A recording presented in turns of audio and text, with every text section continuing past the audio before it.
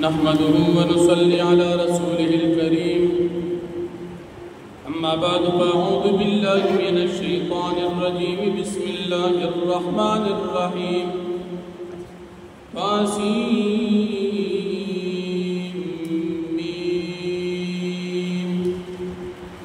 تلك آيات الكتاب المبين صدق الله العظيم سورة القصص شلم پارا ابتدائی آیتونه دي دې سورت ته سورۃ القصص وایي ځکه چې په دې سورت کې لفظ دا قصص راغلی دی په 50 نمبر آیت کې لفظ د قصص راغلی دی د سورت مکی سورت کې د هجرت نه وړاندې نازل دی په اعتبار د ترتیب قرآني سره د سورت اتیشتم دی د نازلې دو په لحاظ سره یو کم 50 دی دې سورت کې 9 رکوعات اتیا آیاتونه دي مخکې سورت سره ربط او مناسبت داد چې د مخکې سورت په اخره کې د نبی کریم صلی الله علیه وسلم فریضه بیان شو دې سورت په شروع کې د نبی علیہ السلام د رسالت دلیل بیانې یا د مخکې سورت په شروع کې صداقت د قرآن بیان شوی د دې سورت په شروع کې هم صداقت د قرآن کریم بیانې یا د مخکې سورت په آخره کې د نبی کریم صلی الله علیه وسلم ذمہ داری بیان شو د دې سورت په آخره کې به هم د نبی کریم صلی الله علیه وسلم ذمہ داری بیانې سورت په اولنې رکوع کې صداقت د قرآن کریم بیانې کې چې کافران قرآن کریم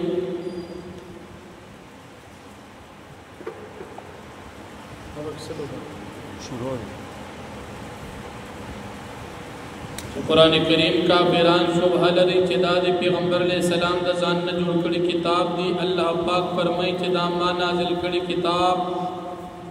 واضح کتاب د هدایت کتاب د حق او د باطل په منځ کې فرق کوونکی کتاب دا ما نازل کړی او په دې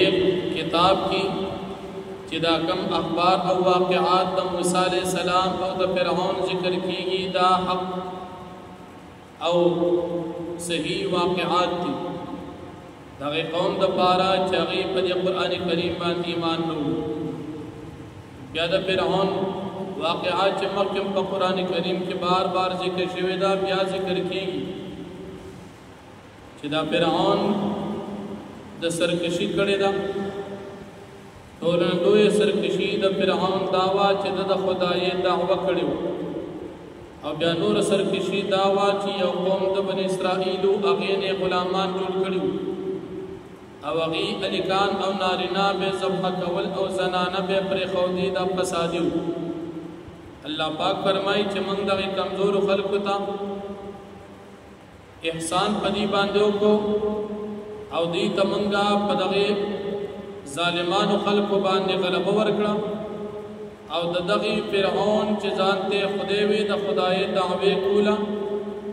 داغه دغه علاقې وارثان منګه دغه بنی اسرائیل وګرځول او منګ دغه خلقو ته د فرعون پزمکه باندې بادشاہي ورکړه او فرعون تم خودل فرعون او د جماعت او وزیر حامان ته هغه خلق چې د چان دی یریدو چې هغه بنی اسرائیل هغه یرا چې فرعونیان مغلوب شي او بنی اسرائیل تعالی پاک غلبور کی دا موږ ته خود بیا د موسی علیہ السلام پیدایش بیانېږي چې موسی علیہ السلام په هغه وخت کې پیدا شو چې د فرعون د طرف نه پابندي و موسی علیہ السلام د خپل مور پټ ساتلو اتم میاشتي یا سلور میاشتي یا درې میاشتي د پپټه باندې په ور کړو الله پاک فرمایي موږ ته القا کړی و موسی علیہ السلام چې دا غینم یوحنا بنت لاوا بن یعقوب علیہ السلام یعقوب علیہ السلام واسه موږ هغه ته القا کړی و چې کلم ته ویری دي چې فرعونیان بستادا بچي قتل کی نو دی په صندوق کې واچوا دریای نیل کې خوشی کا یری غما او منګه تا ته بستا دا بچي واپس را لېږو او ته ته به منګه نبوت او پیغمبري ورکړو کله چې د موسی علیه السلام مور بیبي ویریدله نو دې صندوق کې واچو په دریاب کې صندوق خوشي صندوق د فرعون دربار ته چې کوم نهر تل وغې کې روان شو فرعونیانو روجت کو ادې دې کې د فرعون بیبي حضرت آسیہ رضی اللہ عنہ کله چې دا معشوم ولیدو چې دا خوري خيسته معشوم دی او تفسیر جلالین مطابق مټه کو ته په خلی کې ورکړی و دی معشوم موسی علیہ السلام د سومیاشتو معشوم دی فرعون ته چې دا معشوم قتل کوما دی به مونږ ته پیدا را کی دا به مونږ په زیواله باندې نو دا به زمونږ زویش موسی علیہ السلام مور ډیر ځاته خپوا ځکه چې موسی علیہ السلام دغه کې معشوم ته نه لاړو ہر سنه زړه خالیو صرف د موسی علیہ السلام محبت یې پزړه کېو قریب و چې د اظهار د دې مسلې کړې وي الله پاک فرمایي کوم د دې د ازلو مضبوط کړي نه وي کله چې موسی علیہ السلام دا صندوق کې مور بي خوشي کو نو خور د موسی علیہ السلام چې دا غینم مریم یا کلثوم یا کلثما تدری اقوال پکې دا وسره کړه چې تزاد یې رور پسې ګور چې دا صندوق په چرته لاړ شي ولر لر نظام څوک در باندې فینش صندوق چې کله دربار ته ورسېدو زنانه رو مستری چې د معشوم ته به ورکړي الله پاک فرمایي مونږ په دې موسی علیہ السلام باندې د دې خلکو په حرام ګرځول د معشومې د موسی علیہ السلام خور ورته چې تاسو ته کور خیم کې دي شي داغي په دا واخلي او کې دي چې دا په دا معشوم اخري هغه خلق دي نیکان خلق پدې ځکه کې د موسی علیہ السلام مور پسې پیغام ولګي چې رال موسی علیہ السلام مور بیبي په موسی علیہ السلام وړل بعض روایتو کې دام راځي چې د خلق ودا جو استاسوي وینا زپا کا خزه او زما په خالص دي زکه زما په هر معشوم پوری دا معشوم زکه زما په موسی علیہ السلام مور بیبي تا خپل بچي الله جل شانه هم واپس کو او د فرعون د ظلم نه الله جل شانه نجات هم ورکو نو په دې آیاتونو کې دا واقعا ابتدایي د موسی علیہ السلام د پیدایش ذکر کیږي ورسته د موسی علیہ السلام نور واقعا هم راځي نو فرمایي بسم الله الرحمن الرحیم طاسیم میم الله پیږي په معنا د حروف باندې تلک آیات الكتاب المبین د آیاتنا د کتاب واضح دي نتلو علیک من نبأ موسی مغلول پتا باندې د خبرو د واقعات د موسی علیہ السلام او د فرعون بالحق حق باندې د پاد اظهار حق او تفصیلا لقوم یؤمنون د قوم د پاره ایمان وروړي ان فرعون علا بالارض بشک فرعون سرکشي کړي د پس مکه باندې وجعل اهلها شيعا او ګرځول اهل تسمکی دل یستضعف طائفه منهم د کمزوري غنلا یو ډل د دې خلکو چې بنی اسرائیل یذبح ابنهم على ولد الکان ويستحيي نساء ژوند پر خو دې زنانا انه كان من المفسدين يقينا ذو فساد ونريد من قال ان من على الذين استضعفوا جمن احسانكم بخلق باندې چې کمزوري غنلی شو بل ارض پسمک کی ونجعلهم ائمه هم وګرځو مشران ونجعلهم الوارثين هم وګرځو بیلرا وارثان پدې مکه باندې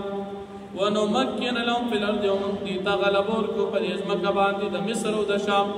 ونري فرعون وهامان وجنودهما هم اخاي فرعون وهامان ذي لخرتا منهم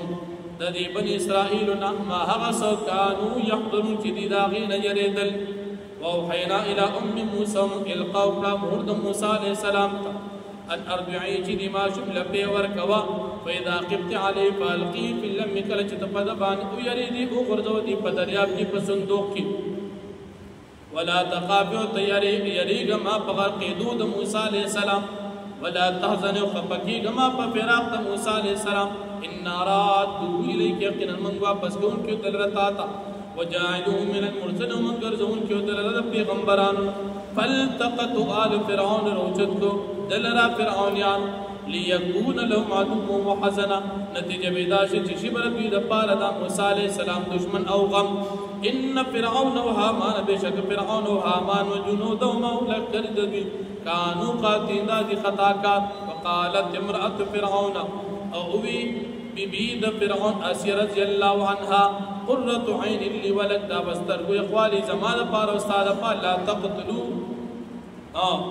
لا تقتلوا تمقتل کو فرعون دی الک لرا عساین فعنا قریب خبر چی دی منت پیدا او ندخل ولدا یا منگو گرزو دلرا انہی سدلرا پس بیوالی باندی وهم لا یشعرون بین پیدل پا نتیجہ باندی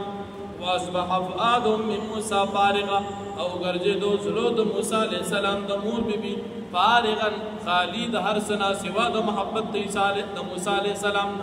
ان کادت لتبدی به قریب چدی اظهار کړي وي د حقیقت لولا ربطنا على قلبك چر من مضبوط والے نور اوستی د دې فضل باندې على قلبها فضل د دې مور باندې لتكون من المؤمنين د پارا دي چې د شید تصدیق کوونکو نه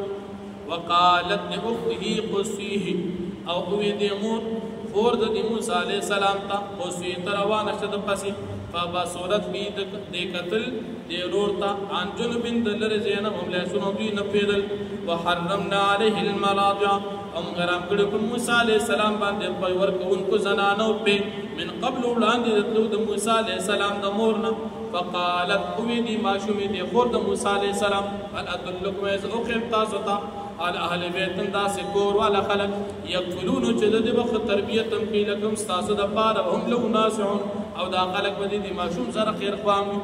فرددناه الى امي پس من واپس کدا موسی علیہ السلام په مور ته کای تقر عینها ولا تحزن د پاره دی چې یقی شي سترګې د دې مور په دی خپل بچی باندې ولا تحزن او دا خفن شي ولتعلم او د پاره دی چې دا پیش ان وعد الله حق چې بشک وعده د الله پاک چې موږ واپس کو تعالی را موسی علیہ السلام